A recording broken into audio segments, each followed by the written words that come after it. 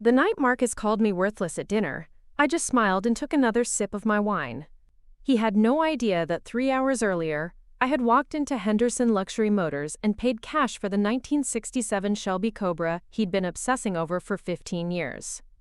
The same car he'd promised himself he'd buy once he made it big. The same car he'd made his laptop screensaver, his phone wallpaper, the centerpiece of every conversation about his future success. What he didn't know was that while he was busy tearing me down, I was building something he never saw coming.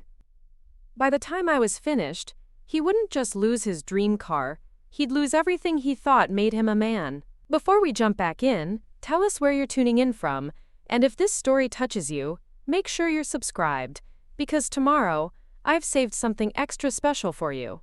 The moment I knew my marriage was over wasn't when I found the credit card statements hidden in his gym bag, or when I discovered he'd been telling his golf buddies that I was dead weight holding back his career. It wasn't even when I realized he'd been systematically destroying my confidence for 3 years, convincing me that my accounting degree was worthless and my opinions didn't matter. The moment I knew was Tuesday evening at Romano's Italian restaurant, our usual spot for what Marcus called date nights, but what really felt more like performance reviews where I never quite measured up. I'm Wanda Collins, and until 6 months ago, I thought I was living the life I was supposed to want. Married to a successful pharmaceutical sales manager, living in a suburban house with granite countertops and a 3-car garage, playing the role of the supportive wife who kept the home fires burning while her husband climbed the corporate ladder. I'd given up my career as a forensic accountant when we got married 4 years ago because Marcus convinced me that his income was enough, that I should focus on making a real home and maybe starting a family. Looking back, I can see how carefully he'd orchestrated my isolation, how gradually he'd chipped away at my independence until I felt like I needed his permission to buy groceries. That Tuesday started like any other. I spent the morning cleaning our 4-bedroom house that somehow never felt clean enough for Marcus, then drove to the grocery store in my sensible Honda Civic while his BMW sat pristine in the garage, off-limits to me except for emergencies. I made his favorite dinner, grilled salmon with asparagus and wild rice, and changed into the navy dress he'd bought me because he said it was appropriate for a woman my age. At 32, apparently I was too old for anything that showed personality. Romano's was crowded that night, filled with couples celebrating anniversaries and families enjoying Tuesday's half-price wine special. Marcus ordered for both of us without asking what I wanted, the way he always did, then launched into his familiar monologue about his latest sales numbers and the promotion he was certain he'd get by Christmas. I nodded at the right moments, asked the questions he expected, played my part in the dance we'd perfected over 4 years of marriage. The shift happened when the waiter brought the check. Marcus was calculating the tip on his phone when I mentioned that I'd been thinking about taking some continuing education courses, maybe getting back into accounting on a part-time basis. I said it casually, like I was testing the waters, but even as the words left my mouth, I could feel the temperature at our table drop. Marcus set down his phone and looked at me with that expression I'd learned to dread, the one that meant I'd stepped out of line and was about to be reminded of my place. He waited until the waiter was gone, then leaned forward and spoke in the low, controlled voice he used when he wanted to humiliate me without causing a scene. "Wanda, we've talked about this. You don't need to work, you need to focus on being a wife. And frankly, with your track record of bad decisions, I don't think you'd last a week in the real world anymore. You've gotten soft, dependent. You're not the sharp woman I married." He paused, then delivered the line that would change everything. "Let's be honest, honey. Without me, you're worthless. You know it, I know it, and any employer would figure it out pretty quickly." The restaurant noise faded to a dull hum. I felt heat rise from my chest to my face, but not the heat of embarrassment or shame that Marcus expected. It was something else entirely, a crystalline moment of clarity that cut through 4 years of gaslighting and manipulation like a knife through fog. I looked at this man who'd convinced me I was lucky to have him, who'd spent years systematically dismantling my confidence and independence, and I felt something I hadn't experienced in a long time. Rage. Pure, clean, focused rage. But instead of arguing or crying or defending myself like I had so many times before, I did something that surprised us both. I smiled. Not a sad, resigned smile, but a genuine one that reached my eyes. I picked up my wine glass, took a slow sip, and said, "You know what, Marcus? You're absolutely right." He blinked, clearly expecting a different response. The confusion on his face was almost comical. For a moment, he seemed to wonder if he'd pushed too far, if he'd finally broken something that couldn't be fixed. But then his arrogance kicked back in, and he sat back in his chair with that satisfied smirk that meant he thought he'd won another round. What Marcus didn't know was that earlier that day, while he was at work disparaging his worthless wife to anyone who'd listen, I'd been very busy proving just how worthless I really was. It had started 3 weeks earlier with a phone call that changed everything. A call from my former colleague Janet Morrison at Hartwell & Associates, the forensic accounting firm where I'd worked before my marriage. Janet had been trying to reach me for months, she said, but Marcus had never passed along her messages. The firm had landed a massive contract investigating financial irregularities at a chain of medical device companies, and they desperately needed someone with my specific expertise in pharmaceutical industry accounting. The pay was extraordinary, more than Marcus made in a year, and it was consulting work, which meant I could set my own schedule. But here was the kicker. The investigation had uncovered a network of kickback schemes involving sales representatives who were falsifying client meetings and inflating expense reports. Janet couldn't give me details over the phone, but she could tell me that one of the companies under investigation was Pinnacle Pharmaceuticals, Marcus's company. I told Janet I'd think about it, but even as I hung up the phone, I knew I was already in.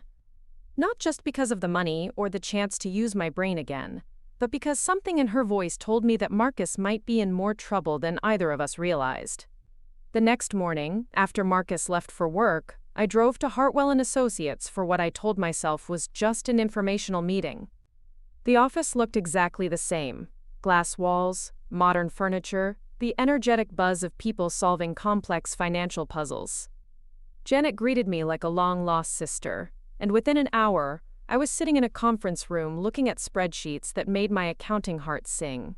The Pinnacle investigation was even bigger than Janet had hinted.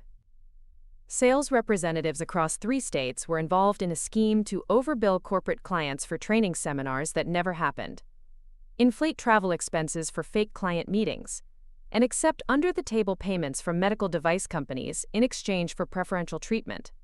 The amounts were staggering.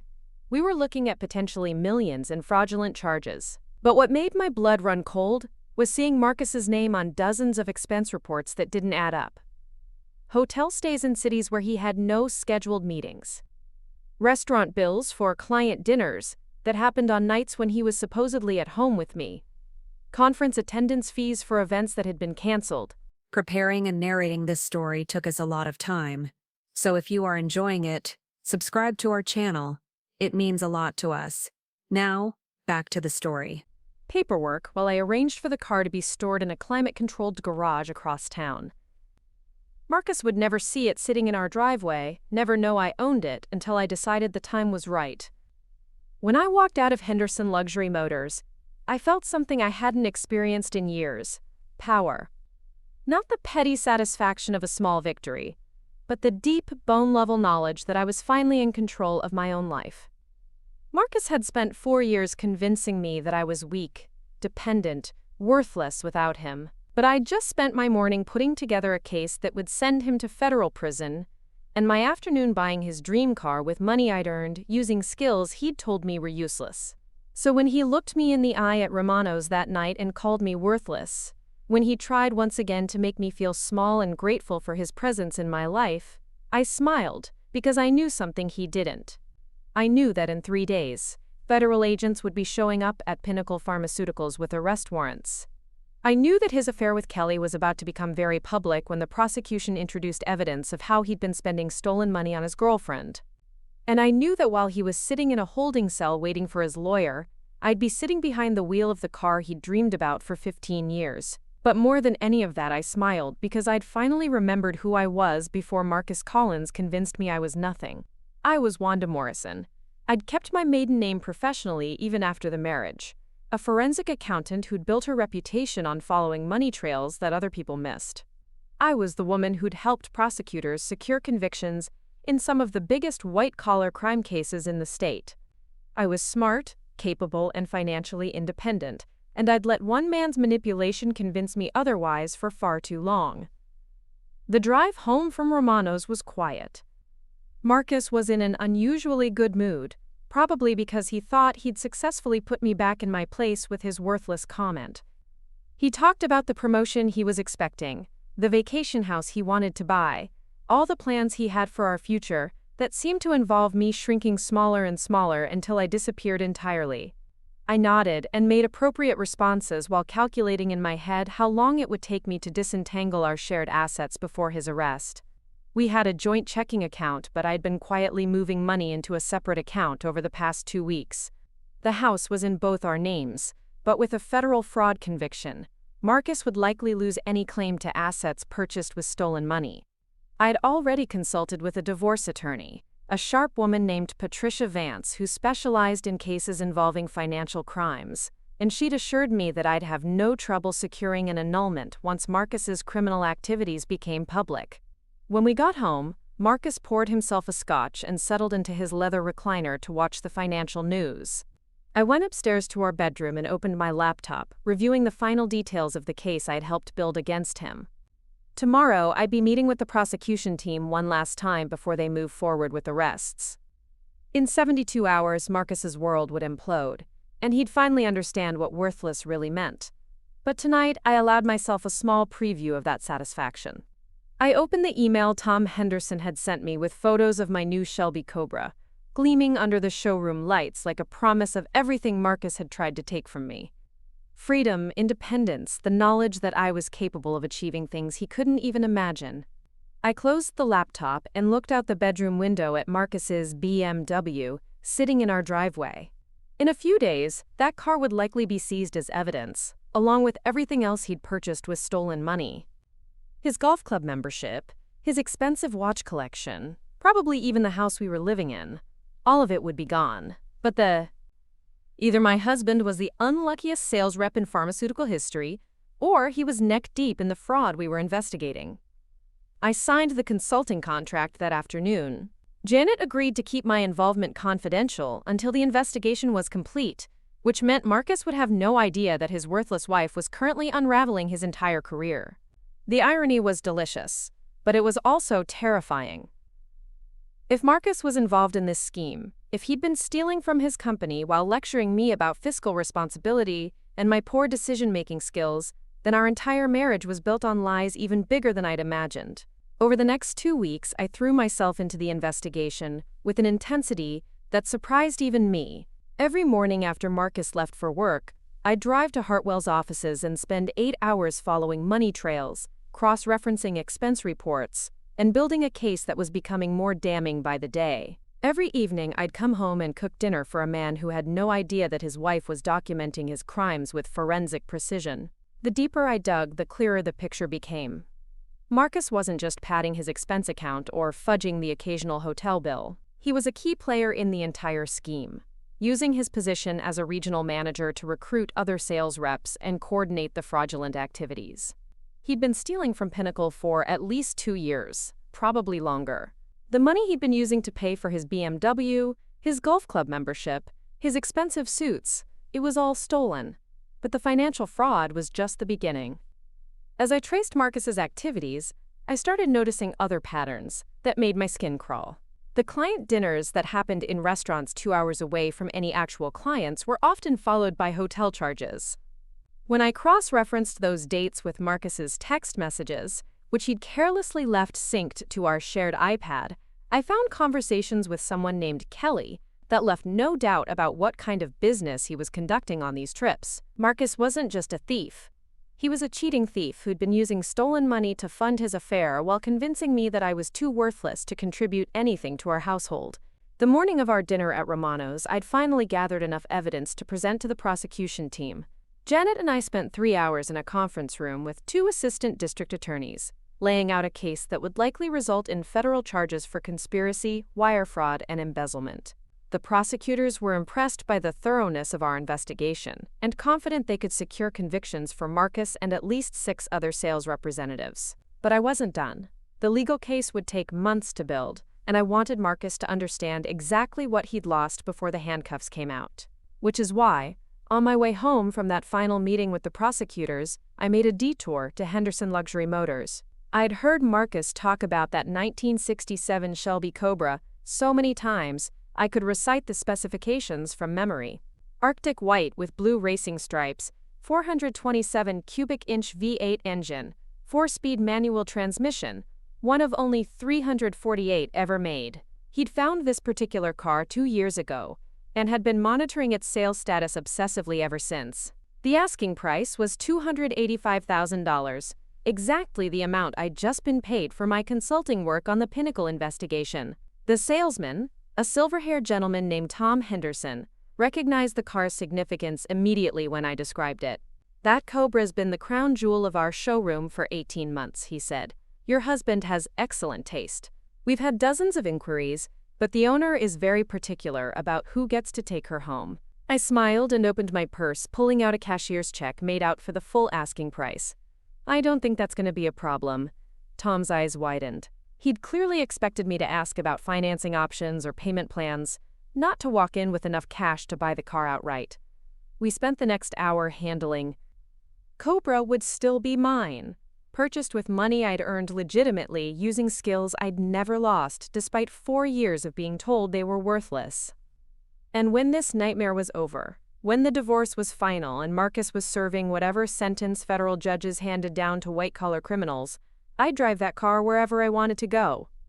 The thought made me smile again, the same genuine smile I'd given Marcus at dinner, because I'd finally learned the most important lesson of my adult life. The only person who could make me worthless was me, and I was done giving anyone else that power. As I got ready for bed, I could hear Marcus downstairs, probably checking his stocks or reading articles about market trends, completely oblivious to the fact that his career in finance was about to end in spectacular fashion. He had no idea that his worthless wife had spent the last 3 weeks documenting every fraudulent transaction he'd made, every lie he'd told, every dollar he'd stolen. Tomorrow would be the beginning of the end for Marcus Collins. But for me, it felt like the beginning of everything else. The morning after the Romano's dinner, I woke up before my alarm with the kind of clarity that comes from finally seeing the truth. Marcus was already in the shower, humming some tune he'd probably heard on one of his supposed business trips with Kelly. I lay in bed, listening to the water run, and planning my next moves with the methodical precision that had made me one of the best forensic accountants in the state. My phone buzzed with a text from Janet at Hartwell & Associates confirming our meeting with the federal prosecutors at 10. The final presentation of evidence against Pinnacle Pharmaceuticals and its corrupt sales team. By lunchtime today, arrest warrants would be issued and Marcus's charmed life would officially be over. But first, I had some personal business to attend to. While Marcus finished his morning routine, I slipped downstairs and made coffee in the expensive espresso machine he'd bought with what I now knew was stolen money. I opened my laptop on the kitchen counter and logged into our joint banking account, something I'd barely looked at in months because Marcus had convinced me that managing money was too stressful for my delicate constitution. What I found made my coffee taste bitter. Our checking account balance was significantly lower than it should have been. Marcus had been making large cash withdrawals over the past 6 weeks, amounts that didn't correspond to any household expenses I could identify. $5,000 here, $8,000 there, all taken out from ATMs near his office during business hours. I pulled up his credit card statements and found a pattern of charges that painted a clear picture of a man preparing for something. Charges at luggage stores, a men's clothing boutique in the financial district, and most tellingly, a consultation fee paid to an immigration attorney specializing in international business visas. Marcus wasn't just stealing from his company and cheating on his wife. He was planning to disappear. The realization hit me like ice water. All those conversations about the promotion he was expecting, the vacation house he wanted to buy, the grand plans for our future. It was all theater. Marcus knew the walls were closing in on the Pinnacle fraud, and he was preparing his exit strategy. The question was whether that strategy included abandoning me to face the consequences alone, or simply leaving me with nothing while he started a new life somewhere beyond the reach of federal prosecutors. I heard Marcus coming down the stairs and quickly closed the laptop. He appeared in the kitchen wearing one of his expensive suits, the kind that cost more than most people's monthly salary. He moved with the confident swagger of a man who believed he was untouchable, who thought his worthless wife would never figure out what he was really up to.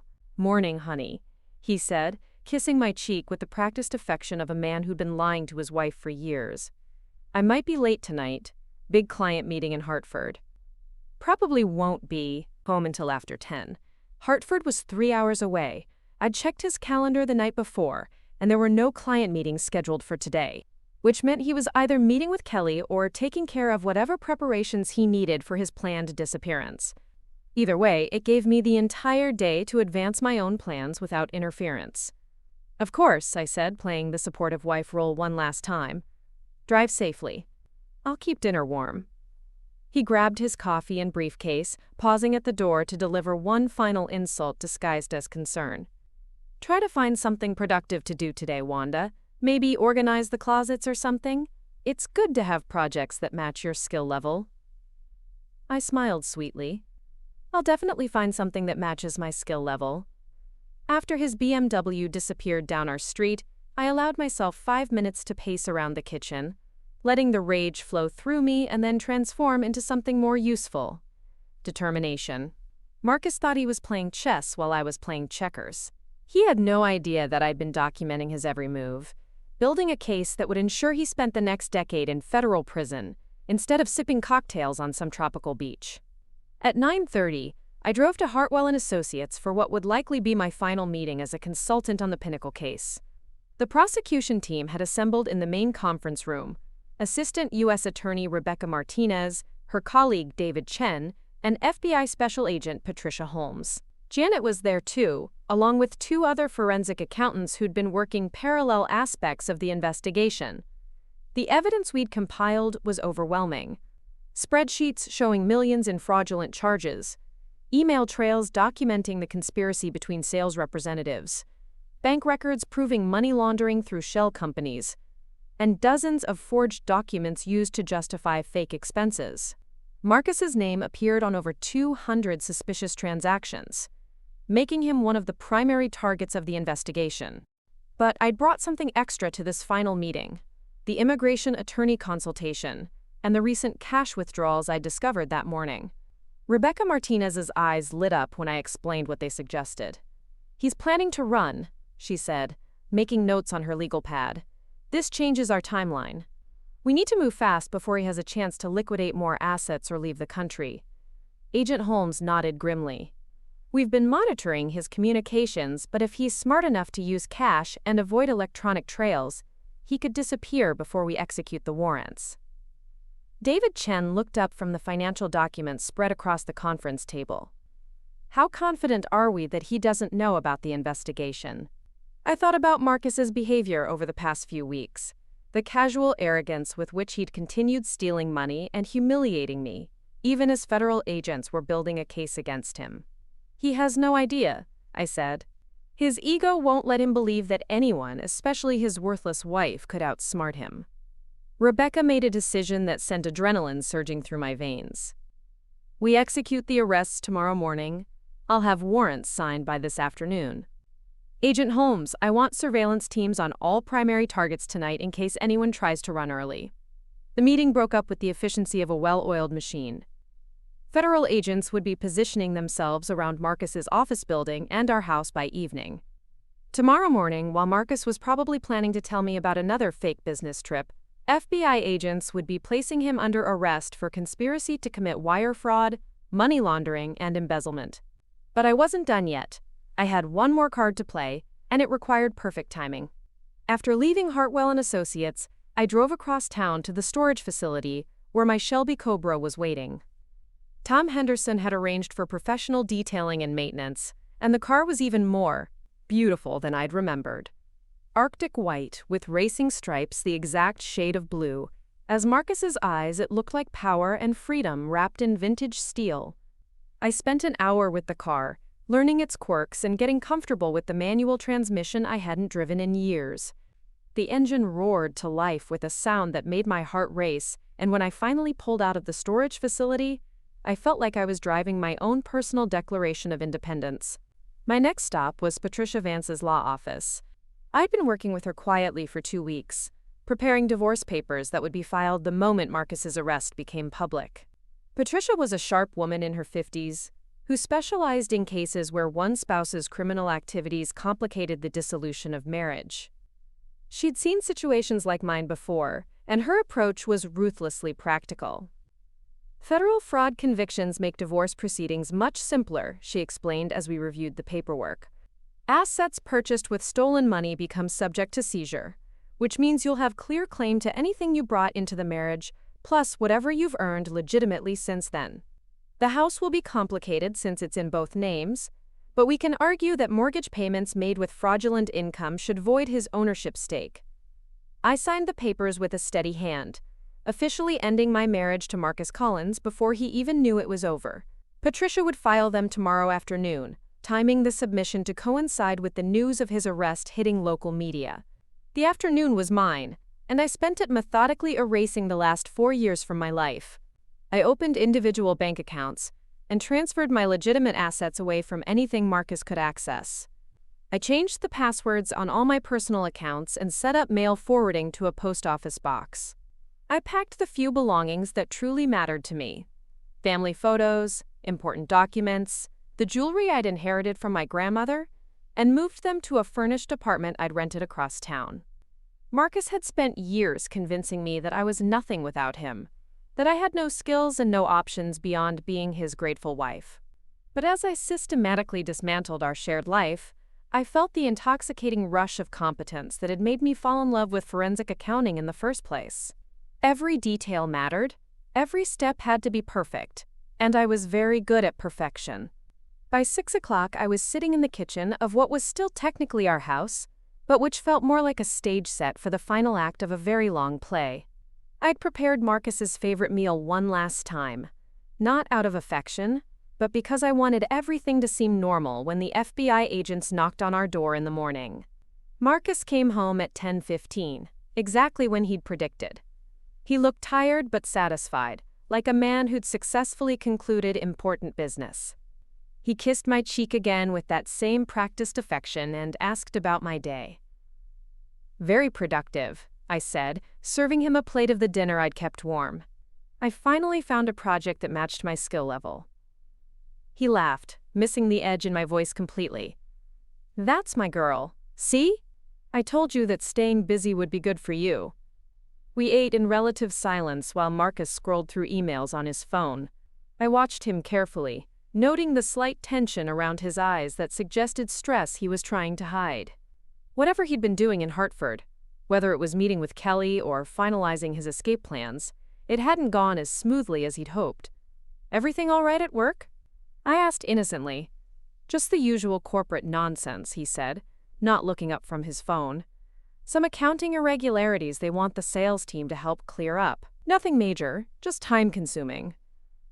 Accounting irregularities. Even now, faced with the collapse of his criminal enterprise, Marcus couldn't resist lying to me.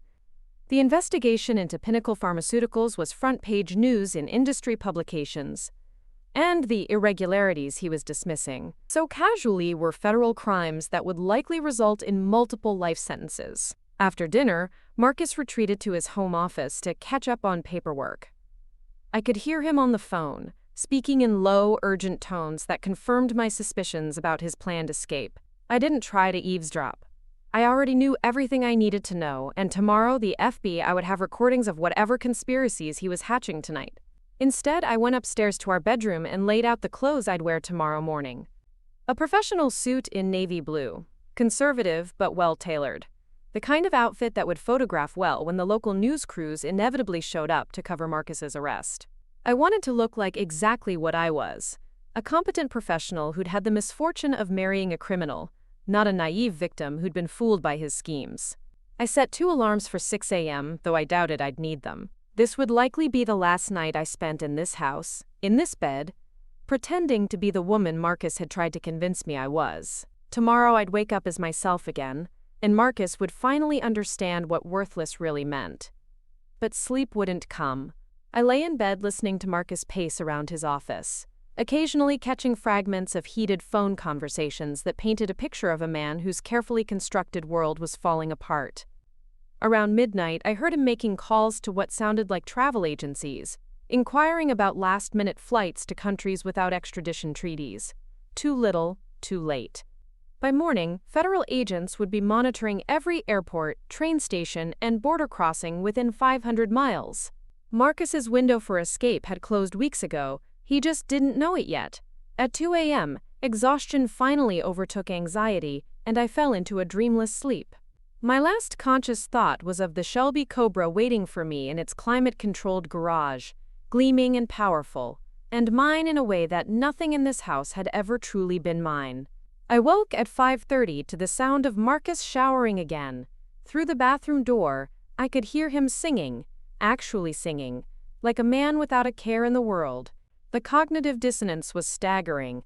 In 3 hours, his life as he knew it would be over, and he was humming show tunes. I dressed quietly and went downstairs to make coffee, playing the role of dutiful wife one final time. The morning news was already on, and I half expected to see breaking coverage of arrests at Pinnacle Pharmaceuticals, but the investigation was still under wraps. Rebecca Martinez and her team were professionals who understood the importance of timing and surprise. Marcus appeared in the kitchen at 7:15, dressed in another expensive suit and carrying the same briefcase he'd used to transport stolen documents for 2 years. He was in an unusually good mood, almost giddy with some private joke I wasn't privy to. "Beautiful morning," he said, pouring coffee into the travel mug I'd bought him for our first anniversary. "I have a good feeling about today." "Do you?" I asked, buttering toast I had no intention of eating. "Big things happening at work, changes that are going to affect our whole future." He leaned against the counter, studying me with an expression I couldn't quite read. "How would you feel about taking a trip, Wanda? Somewhere tropical, maybe for an extended vacation?" There it was, the invitation to join him in his escape, delivered with the same casual tone he used to ask if I wanted to see a movie. Marcus had finally decided whether his exit strategy included me, and apparently I'd made the cut. Lucky me. "That sounds wonderful," I said, matching his casual tone. "When were you thinking?" "Soon. Very soon. I'll know more after today's meetings." He drained his coffee and grabbed his briefcase. "We might need to be flexible, leave on short notice. Can you handle that?" I smiled the same genuine smile I'd given him at Romano's. "Marcus, I can handle anything." Something in my tone made him pause, but his ego wouldn't let him examine the moment too closely. He kissed my cheek one last time and headed for the garage. "See you tonight, honey. This is going to be a day to remember." Through the kitchen window, I watched his BMW back out of our driveway and disappear around the corner. In approximately 90 minutes, FBI agents would be waiting for him when he arrived at Pinnacle Pharmaceuticals. His briefcase full of stolen documents would become evidence. His expensive suit would be replaced with an orange jumpsuit. And his dreams of tropical beaches and new identities would evaporate like steam from his abandoned coffee cup. I poured myself a fresh cup of coffee and sat at the kitchen table to wait. Outside, the suburban morning was unfolding with peaceful predictability. Children waiting for school buses, neighbors retrieving newspapers, joggers making their morning rounds through tree-lined streets. None of them had any idea that by lunchtime, their quiet neighborhood would be swarming with federal agents and news crews covering the arrest of Wanda Collins and his co-conspirators. My phone buzzed with a text from Agent Holmes. "Surveillance teams in position. Target mobile and proceeding to office as expected. Arrest scheduled for 8:45 a.m. 8:45. In less than an hour, Marcus would learn what it felt like to be truly powerless, to have his choices stripped away by forces beyond his control. He'd spent 4 years making me feel small and dependent and worthless, never imagining that his worthless wife was capable of orchestrating his complete destruction. I finished my coffee and went upstairs to gather the last few items I wanted to take with me. The house already felt like a museum exhibit of a life I'd never really lived, full of expensive furniture and meaningless decorations chosen by a man who saw his wife as just another possession to be displayed. At 8:30, I loaded my final box into the Honda Civic and took one last look around the place that had been both my home and my prison for 4 years. Tomorrow, federal agents would be back with seizure warrants, cataloging every item purchased with stolen money. The granite countertops, the leather furniture, the wine collection Marcus was so proud of, all of it would be tagged as evidence and eventually sold to compensate Pinnacle Pharmaceuticals for their losses. I drove to Patricia Vance's office and waited in the parking lot, watching the clock on my dashboard count down to 8:45. At exactly 8:46, my phone rang. "It's done," Agent Holmes said without preamble. "Marcus Collins and 6 other Pinnacle employees are in custody." The arrests went smoothly, no incidents. I closed my eyes and let the relief wash over me. After weeks of careful planning and months of careful investigation, justice was finally being served. Marcus was sitting in a federal holding facility, probably still trying to convince himself that his lawyers could make this all go away.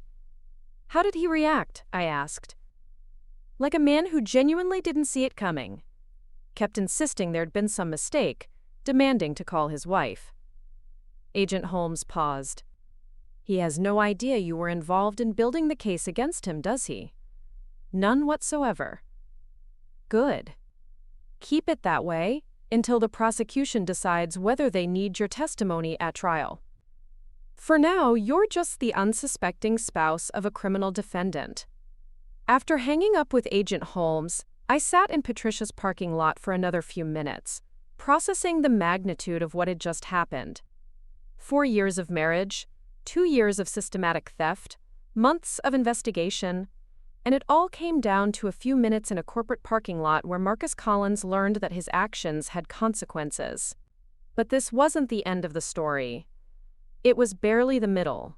Patricia filed my divorce papers at 9:15, timing the submission perfectly with local news reports about the Pinnacle arrests.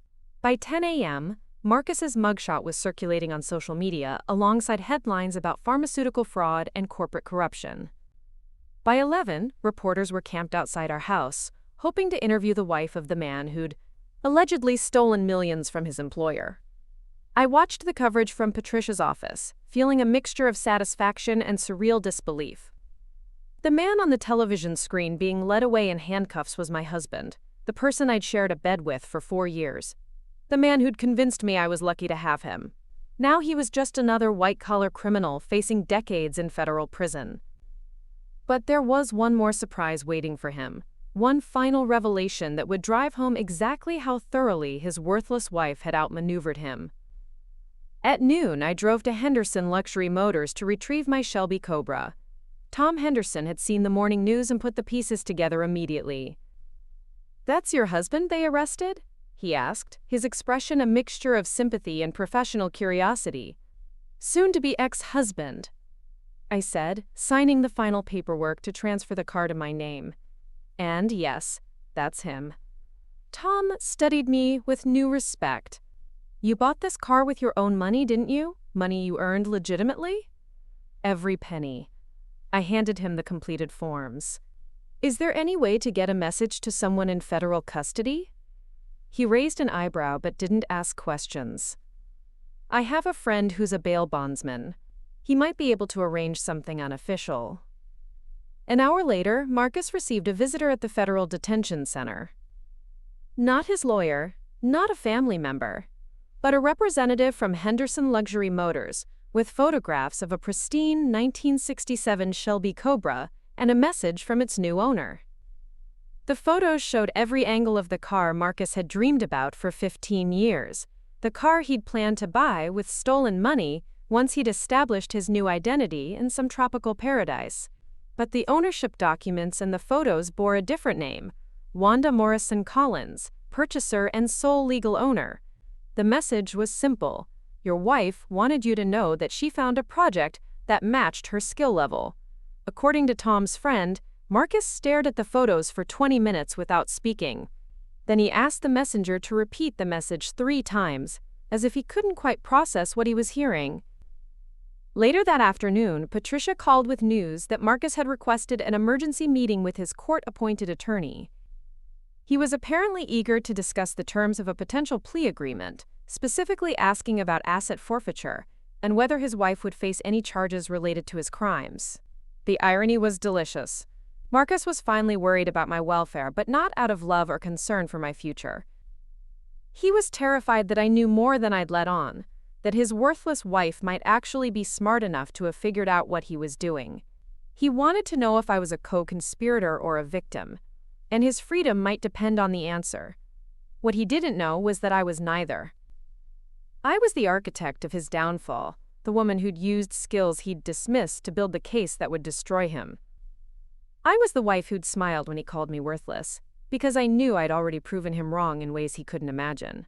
But Marcus would learn the truth eventually. At his trial, when the prosecution presented their evidence, he'd see my signature on consulting contracts and expert witness statements.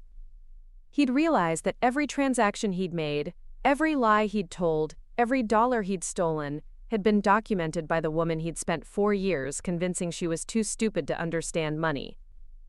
And when that moment came, when he finally understood that his worthless wife had orchestrated his complete destruction while he was humiliating her over dinner at Romano's, I'd be sitting in the gallery wearing my navy suit, watching justice finally being served. But that was still months away. For now, Marcus was just beginning to understand what real powerlessness felt like, sitting in a cell and wondering how his perfect plan had unraveled so completely. I drove home in my Shelby Cobra, taking the long way through downtown so I could feel the power of the engine and the admiring glances of other drivers. Tomorrow I'd start my new life as a single woman with a successful career and a classic car that turned heads wherever I went. Tonight, I had dinner reservations at Romano's. I was going alone, and I planned to order the most expensive wine on the menu while reading the newspaper coverage of my husband's arrest. It seemed like a fitting way to celebrate the end of my worthless period and the beginning of everything else. The courthouse steps were slippery from the morning rain, and I gripped the metal railing as reporters shouted questions I had no intention of answering. 8 months had passed since Marcus's arrest, and today was the day his federal trial would finally begin. The media attention had been relentless. Pharmaceutical fraud was sexy news, especially when it involved millions in stolen money and a web of corruption that reached into 3 states. I wore my best charcoal gray suit, the one I'd bought specifically for court appearances, and kept my expression neutral as cameras flashed around me. The prosecution had spent weeks preparing me for this moment, coaching me on how to present my testimony without revealing the full extent of my involvement in building their case. As far as the public knew, I was simply the unsuspecting wife who'd discovered her husband's crimes and done her civic duty by cooperating with investigators. The truth was far more complex and far more satisfying. Inside the federal courthouse, the atmosphere was electric with anticipation. U.S. Attorney Rebecca Martinez had assembled her team in the main courtroom, and their confidence was palpable. They had Marcus cold on multiple counts of wire fraud, conspiracy, and money laundering, plus 6 co-conspirators who'd already accepted plea deals in exchange for testimony against the ringleaders. Marcus sat at the defendant's table looking smaller than I remembered, his expensive suits replaced by an ill-fitting gray blazer his public defender had provided. He'd lost weight during his months in federal detention, and the arrogant swagger that had defined our marriage had been replaced by the hunched shoulders of a man who finally understood he was out of options. When he saw me enter the courtroom, our eyes met for the first time since his arrest. I expected anger, maybe hatred, but what I saw was something much more interesting. Confusion. 8 months later, Marcus still couldn't figure out how his foolproof plan had unraveled so completely. He'd spent their entire pre-trial detention trying to understand whether I was a victim of his crimes or somehow complicit in his downfall, and the uncertainty was eating him alive. I took my seat in the gallery directly behind the prosecution table, close enough that Marcus would be forced to see me throughout the proceedings. Patricia Vance had advised me to maintain a dignified distance, to play the role of the betrayed spouse seeking justice, but I wanted Marcus to feel my presence every time he turned around. Judge Margaret Chen called the court to order, and Rebecca Martinez stood to deliver her opening statement. She was a formidable woman in her 40s, known for her meticulous preparation and ruthless cross-examinations. She'd built her career prosecuting white-collar criminals who thought their education and social status made them untouchable. "Ladies and gentlemen of the jury," she began, her voice carrying clearly through the packed courtroom, Over the next 2 weeks, you're going to hear about a conspiracy that stole over $4 million from Pinnacle Pharmaceuticals and its clients. You're going to learn how a group of sales representatives, led by the defendant Marcus Collins, created an elaborate scheme to defraud their employer through fake expense reports, non-existent client meetings, and kickbacks from medical device companies. She walked to the jury box, making eye contact with each of the 12 jurors who would decide Marcus's fate. The defense will try to convince you that Mr. Collins was simply following company policy, that he didn't understand the regulations governing pharmaceutical sales, that he was somehow the victim of a misunderstanding. But the evidence will show you something very different. It will show you a man who systematically stole money from his employer for over 2 years, who recruited other employees into his criminal enterprise, and who was preparing to flee the country when federal agents arrested him. Rebecca's opening was devastating in its simplicity. She laid out the prosecution's case with surgical precision, explaining how Marcus had used his position as a regional sales manager to coordinate fraudulent activities across multiple territories. She described the shell companies he'd created to launder stolen money, the fake documentation he'd used to justify fraudulent expenses, and the lavish lifestyle he'd maintained with funds stolen from his employer. But what made her opening truly powerful was the way she humanized the victims. Pinnacle Pharmaceuticals wasn't just a faceless corporation. It was a company that employed thousands of people, many of whom had lost their jobs when the fraud was discovered. The medical providers who'd been overcharged for training seminars that never happened weren't just line items in a financial report. They were doctors and nurses whose budgets had been stretched by Marcus's greed. Marcus's attorney, a tired-looking public defender named Robert Walsh, did his best to present an alternative narrative. He argued that his client was a dedicated employee who'd been following what he believed were standard industry practices. He suggested that any irregularities in expense reports were the result of poor record-keeping rather than criminal intent, and he painted Marcus as a scapegoat for systemic problems within Pinnacle's corporate culture. But even as Walsh spoke, I could see the jury wasn't buying it. The evidence against Marcus was simply too overwhelming, and his attorney's arguments felt desperate rather than convincing. When Walsh claimed that Marcus had been, quote, trying to provide for his family by increasing his sales commissions through legitimate means, I had to suppress a laugh. The only family Marcus had been providing for was Kelly Morrison, his girlfriend, who'd been enjoying expensive vacations and designer clothes purchased with stolen money. The prosecution's first witness was FBI Special Agent Patricia Holmes, who'd led the investigation into the Pinnacle fraud. Agent Holmes was a consummate professional, presenting complex financial evidence with clarity and authority that made the jury lean forward in their seats. She walked them through the timeline of the investigation, explaining how federal agents had first become aware of irregularities at Pinnacle, and how they'd gradually uncovered the scope of Marcus's criminal enterprise. The defendant's activities came to our attention through a forensic accounting investigation commissioned by Pinnacle's board of directors. Agent Holmes testified.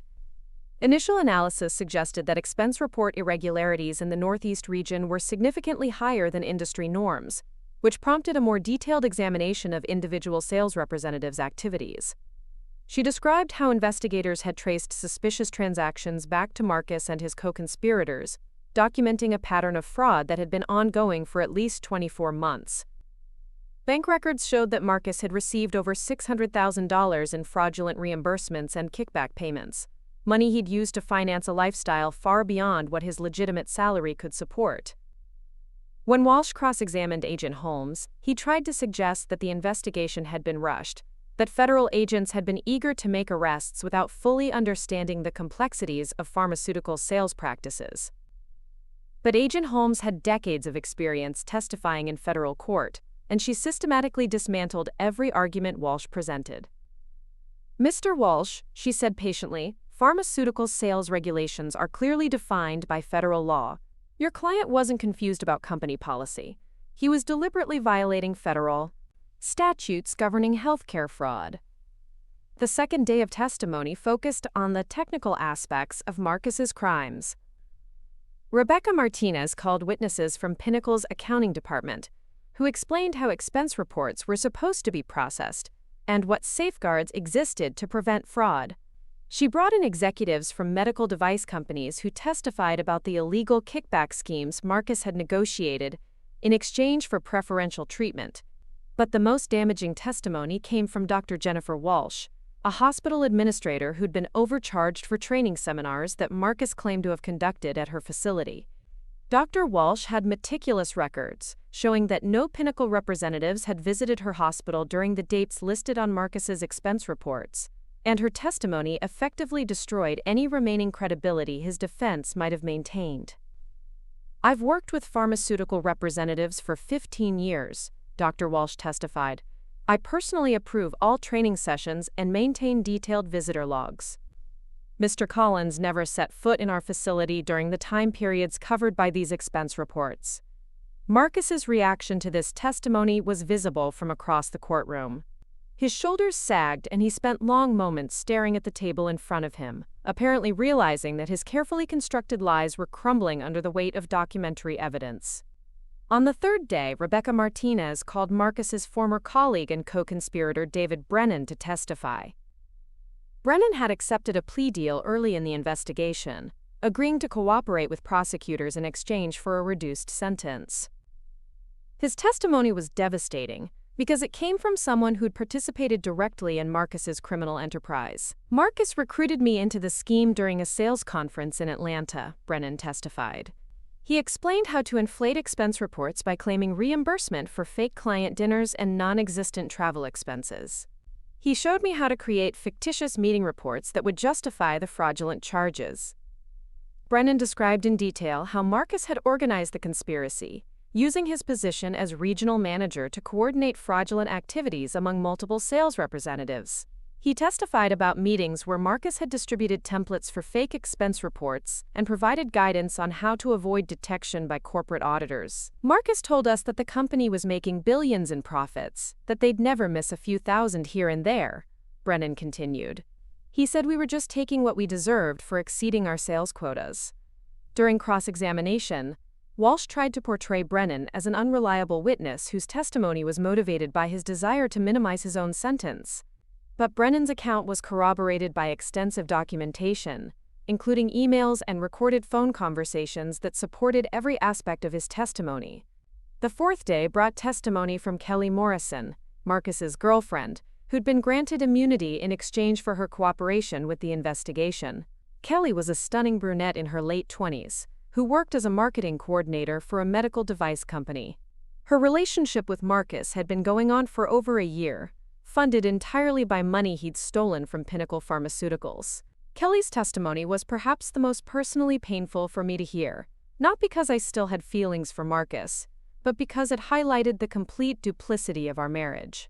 While he'd been telling me we couldn't afford vacations or expensive dinners, he'd been taking Kelly to luxury resorts in the Caribbean and five-star restaurants in Manhattan.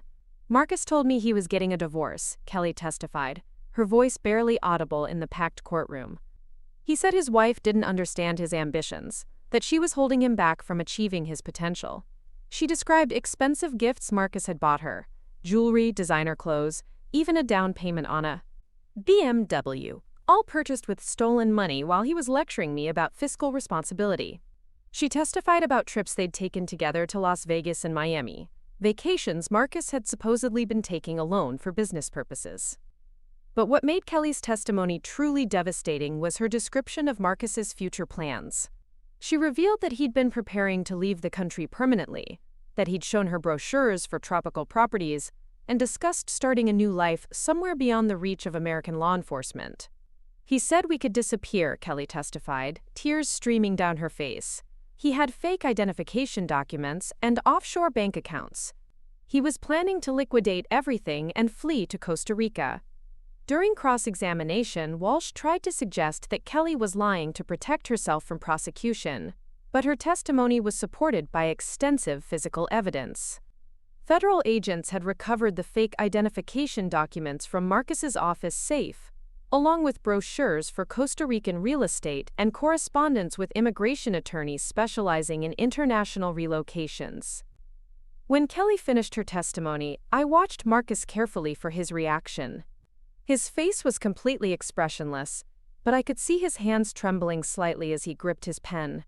The woman he'd planned to build a new life with had just sealed his fate, and he seemed to finally understand that everyone he'd trusted had abandoned him. The prosecution's final witness was supposed to be their forensic accounting expert, but Rebecca Martinez surprised everyone by calling me to the stand instead. I'd been expecting this moment for months, but actually walking to the witness box felt surreal. Every eye in the courtroom was focused on me as I raised my right hand and swore to tell the truth. Rebecca's direct examination was carefully scripted to present me as the innocent victim who'd gradually discovered her husband's crimes. She asked about our marriage, about Marcus's behavior during the time period covered by the indictment, and about my growing suspicions that something wasn't right with our finances. "Mrs. Collins," Rebecca said, "when did you first begin to suspect that your husband might be involved in illegal activities?" "It was gradual," I testified, sticking to the narrative we'd rehearsed. Marcus had always been secretive about his work, but I started noticing inconsistencies in his stories about business trips and client meetings. When I began receiving calls from creditors about accounts I didn't know existed, I realized something was seriously wrong. I described discovering the forged medical documents that Marcus had used to gain power of attorney over my finances, and how that discovery had prompted me to contact legal authorities. I testified about the fear and confusion I'd felt when I realized that my husband had been systematically stealing money while manipulating me into believing I was financially dependent on him. "He told me I was worthless," I said, looking directly at the jury. "He convinced me that I had no skills, no value beyond being his wife. Meanwhile, he was stealing millions of dollars and planning to abandon me once he'd taken everything I had." The courtroom was completely silent as I spoke. I could feel Marcus's eyes on me, but I refused to look in his direction. This testimony wasn't for him. It was for the jury, and for every woman who'd been made to feel small by someone who claimed to love her. Walsh's cross-examination was aggressive, but ineffective. He tried to suggest that I must have known about Marcus's criminal activities, that a woman with my educational background couldn't have been completely unaware of such extensive fraud. But I'd been preparing for these questions for months, and I had legitimate answers for everything he asked. "Mr. Walsh," I said calmly, "I trusted my husband. When someone you love tells you repeatedly that you're not smart enough to understand complex financial matters, you eventually start to believe them. That was my mistake, and I've spent the last 8 months learning to trust my own judgment again." When I finished testifying and returned to my seat in the gallery, I felt a profound sense of completion. For months I'd been carrying the weight of secrets, playing roles, hiding the full extent of my involvement in Marcus's downfall. But sitting in that courtroom, having told my truth under oath, I finally felt free. The prosecution rested their case after 5 days of testimony, and Walsh began presenting Marcus's defense. It was a half-hearted effort at best. A few character witnesses who testified about Marcus's reputation in the community, a consultant who tried to explain away some of the financial irregularities as industry-standard practices, and Marcus's mother, who tearfully begged the jury to show mercy for her son. But the defense couldn't overcome the mountain of evidence the prosecution had presented. Bank records, email trails, recorded conversations, and testimony from multiple witnesses had painted a comprehensive picture of Marcus's guilt. Walsh's closing argument was essentially a plea for leniency rather than a genuine assertion of innocence. Rebecca Martinez's closing argument was a masterpiece of legal persuasion. She systematically reviewed the evidence against Marcus, connecting each piece of testimony to specific criminal charges. She reminded the jury that white-collar crime had real victims, that Marcus's theft had cost people their jobs and damaged trust in pharmaceutical industry practices. "Ladies and gentlemen," she concluded, "the defendant sitting at that table thought he was smarter than everyone else. He thought he could steal millions of dollars without consequences, that he could manipulate and deceive his way to wealth and success. He thought his victims, his employer, his clients, even his own wife, were too stupid or too trusting to figure out what he was doing. Don't let him be right about that. Hold him accountable for his crimes." The jury deliberated for less than 6 hours before returning guilty verdicts on all counts. As the foreperson read each verdict aloud, I watched Marcus's face crumble with the realization that his life as he'd known it was officially over. Wire fraud, conspiracy, money laundering, healthcare fraud. guilty on every charge that would send him to federal prison for what would likely be the rest of his productive life. Judge Chen scheduled sentencing for 6 weeks later, and Marcus was remanded back to federal detention to await his fate. As court officers led him away in shackles, he turned to look at me one final time. Our eyes met across the crowded courtroom, and for just a moment, I saw recognition in his expression. Not understanding, not yet, but the beginning of awareness that perhaps his worthless wife hadn't been quite as helpless as he'd believed. The media attention after the verdict was intense but brief. I gave a short statement on the courthouse steps, expressing relief that justice had been served and asking for privacy as I rebuilt my life. Most reporters moved on to other stories within a few days, but the experience had taught me valuable lessons about managing public attention and protecting my privacy. Patricia Vance handled the divorce proceedings with ruthless efficiency. With Marcus convicted of multiple felonies, establishing grounds for dissolution was straightforward. The complex part was dividing assets, particularly given that most of Marcus's possessions had been purchased with stolen money and were subject to federal seizure. The house we'd shared was sold to pay restitution to Pinnacle Pharmaceuticals, but I retained clear title to assets I'd brought into the marriage, plus everything I'd earned legitimately during our 4 years together. My Shelby Cobra was specifically protected because I could prove it had been purchased entirely with income from my forensic accounting consultation, the same consultation that had led to Marcus's conviction. 6 weeks after his conviction, Marcus appeared before Judge Chen for sentencing. Federal sentencing guidelines for financial crimes of his magnitude called for 12 to 15 years in prison, plus full restitution to victims. His attorneys had filed multiple motions for downward departure, arguing that Marcus was a first-time offender who'd shown remorse for his actions. But Judge Chen wasn't swayed by arguments about Marcus's previous good character or his supposed acceptance of responsibility. She'd presided over too many white-collar crime cases to be impressed by tears and apologies that only appeared after conviction. "Mr. Collins," she said, looking down at him from her bench, "you have been convicted of crimes that strike at the heart of trust in our economic system. You didn't steal this money because you were desperate or facing some personal crisis. You stole it because you believed you were entitled to wealth you hadn't earned, because you thought you were clever enough to avoid consequences." She sentenced Marcus to 14 years in federal prison, with no possibility of parole. He would also be required to pay full restitution to Pinnacle Pharmaceuticals, and would be permanently barred from working in any capacity that involved handling other people's money. When he was eventually released, he'd be a man in his 50s with no career prospects, and a federal conviction that would follow him for the rest of his life. As court officers led Marcus away to begin serving his sentence, I felt something I hadn't expected: pity. Not for the pain he'd caused me or the years he'd stolen from both our lives, but for the smallness of spirit that had driven him to destroy everything good in his life for money he didn't even need. But the pity passed quickly, replaced by a deep satisfaction that justice had finally been served. Marcus had spent our entire marriage convincing me that I was worthless, that I had nothing to contribute beyond being grateful for his presence in my life. Now he was beginning a 14-year journey that would teach him what worthless really meant. 3 months after Marcus's sentencing, I was sitting in my new apartment's living room, reviewing financial documents for a consulting case that would earn me more money than Marcus had made in his best legitimate year at Pinnacle.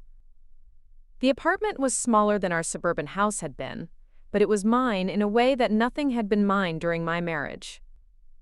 My phone rang, and I was surprised to see my attorney's name on the caller ID. Patricia rarely called after business hours, unless something urgent had developed. "Wanda," she said without preamble, "I just got off the phone with federal prosecutors. Marcus wants to see you." I set down my wine glass and walked to the window overlooking the city lights below. "See me? Why?" "He's filed a request for a victim-offender mediation meeting. It's a federal program that allows crime victims to meet with offenders under controlled circumstances, usually as part of the offender's rehabilitation process." The idea of sitting across from Marcus in a federal prison conference room, listening to whatever apology or explanation he thought might absolve him of his crimes, held no appeal whatsoever. I'd said everything I needed to say during my testimony at his trial. "I'm not interested," I told Patricia. That's what I figured you'd say, but there's something else. The request specifically mentions information about additional assets that weren't recovered during the investigation. He claims he wants to help maximize restitution to victims. That got my attention. Federal investigators had recovered most of the money Marcus had stolen, but there were still gaps in the financial trail, offshore accounts and shell companies that had never been fully traced. If Marcus genuinely had information that could help recover additional stolen funds, his victims deserved to benefit from that knowledge. "What do you think?" I asked. Patricia was quiet for a moment, considering the implications. It could be legitimate. Convicted defendants sometimes develop conscience after they've had time to process the reality of their situation. Or it could be manipulation, an attempt to get you to visit so he can try to convince you to advocate for his appeal or early release. I thought about Marcus sitting in his federal prison cell, probably spending his days trying to figure out how his perfect plan had fallen apart so completely. 8 months after his arrest, he still didn't know the full truth about my role in his downfall. The prosecution had been careful to present me as a victim who'd cooperated with investigators, not as the forensic accountant who'd actually built the case against him. Maybe it was time Marcus learned exactly how worthless his assessment of my capabilities had been. "Set up the meeting," I told Patricia.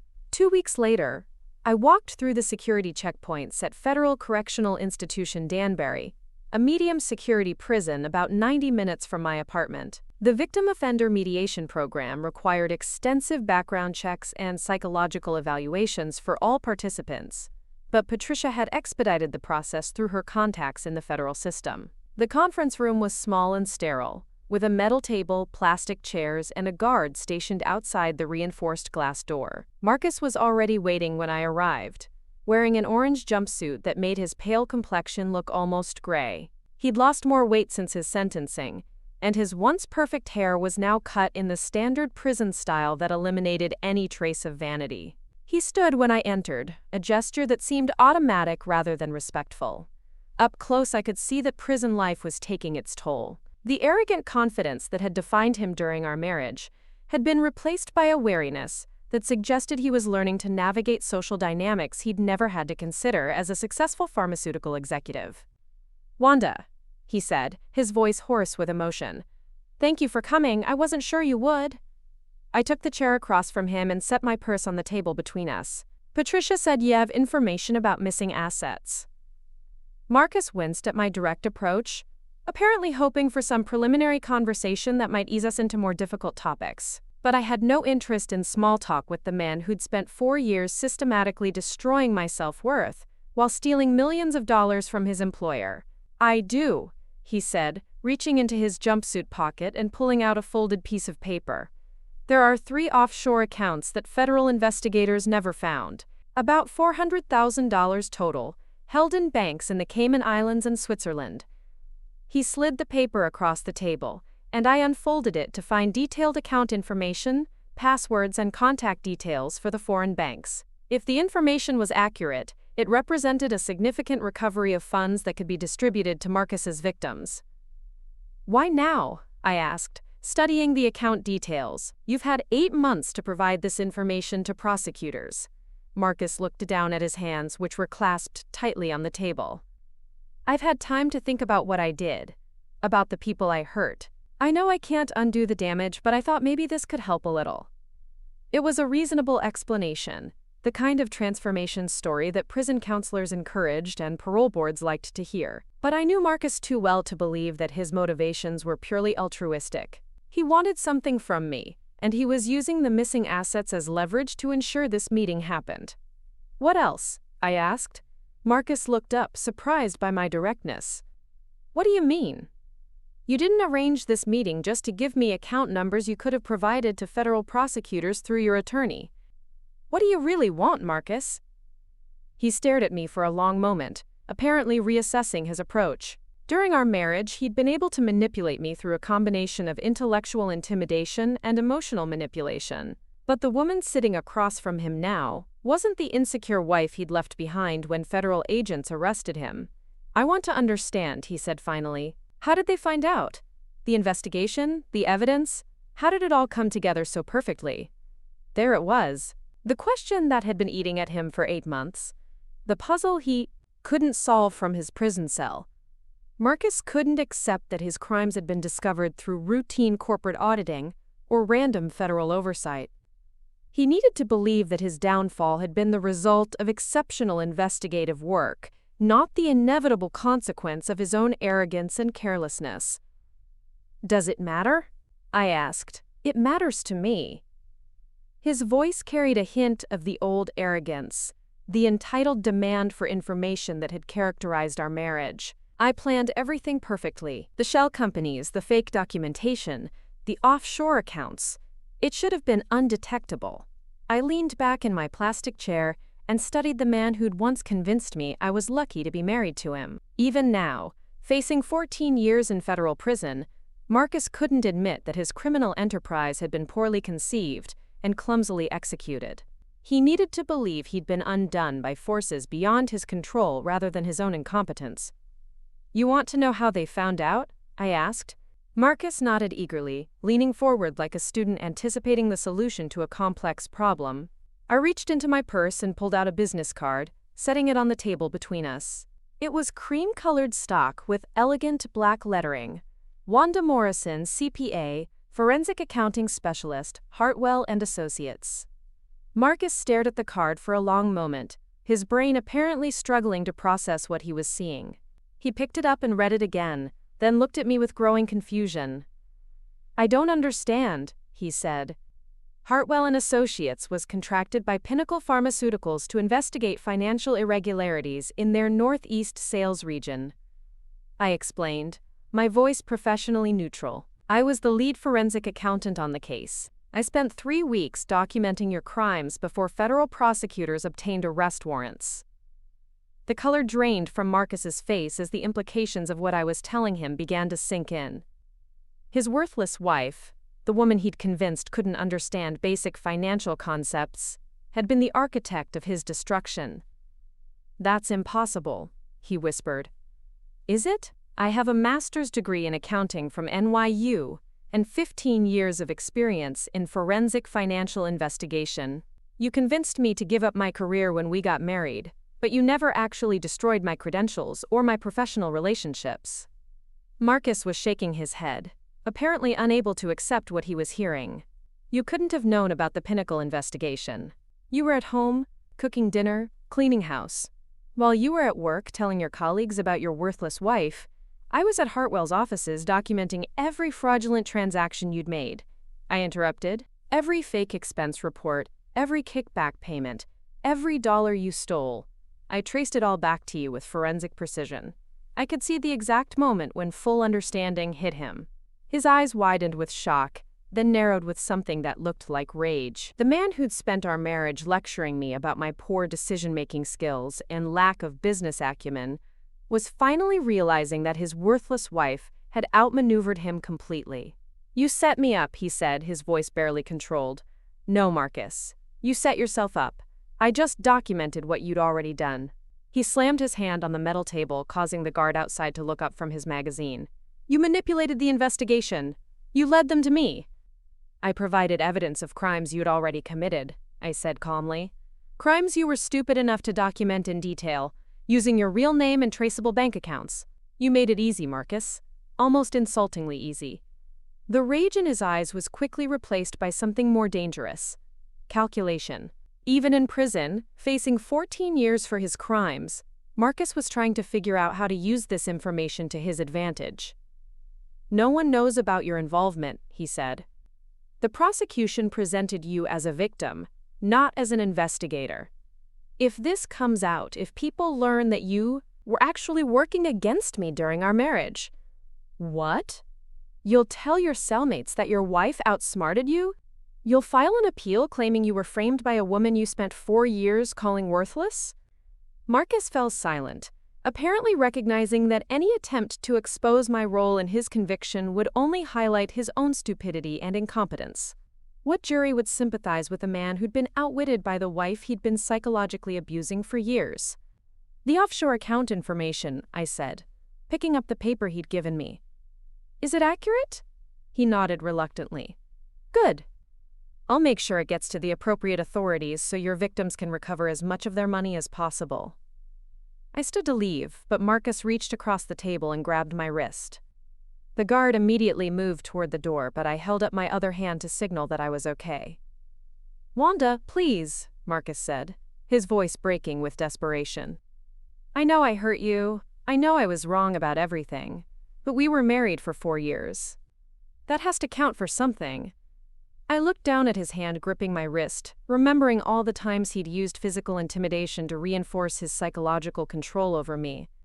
But this time I felt no fear. Marcus had no power over me now, no ability to make me feel small or worthless or grateful for his presence in my life. "It does count for something," I said, gently removing his hand from my wrist. "It counts as 4 years of evidence that you're capable of systematic manipulation and abuse.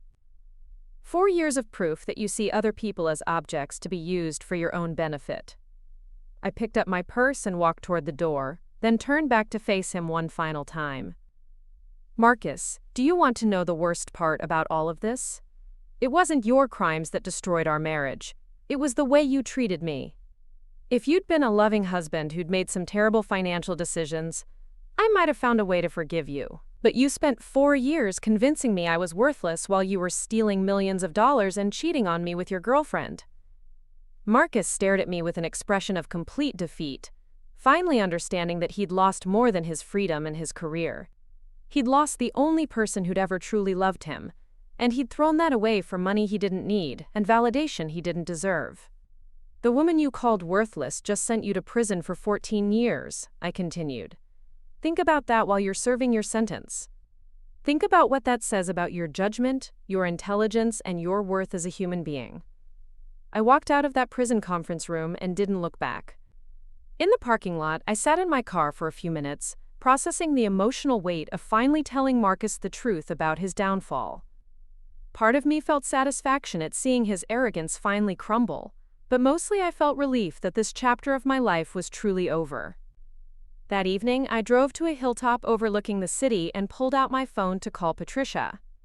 The offshore account information would be transmitted to federal prosecutors first thing in the morning, and Marcus's victims would recover nearly $500,000 they'd never expected to see again. But my real victory wasn't financial. It was the knowledge that I'd reclaimed my life from someone who'd tried to erase my identity.